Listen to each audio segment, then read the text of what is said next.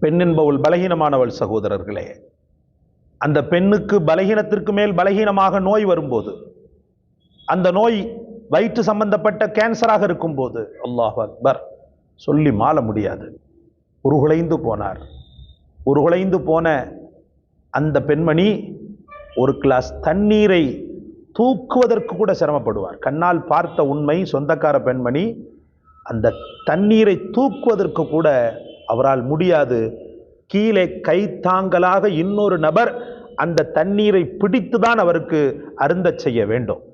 அப்படிப்பட்ட கொடூர நோய் வயிற்று நோய் என்பது. அல்லாஹ் பாதுகாக்க வேண்டும்.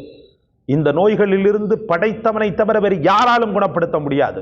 உலகத்தின் மருத்துவங்கள் சில பல நேரங்களில் பொய்மையாகி விடுகிறது சகோதரர்களே. படைத்தவனால் தரப்பட்ட இந்த ஒரு அற்புதமான துஆவின் வலிமை சாதாரணப்பட்டதல்ல. பிஸ்மில்லாஹிர் ரஹ்மானிர் ரஹீம்.